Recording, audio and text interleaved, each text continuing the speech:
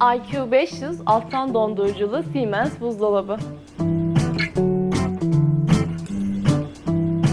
XX large kapasiteli buzdolabı yiyecek ve içecekleriniz için geniş alan imkanı sağlar.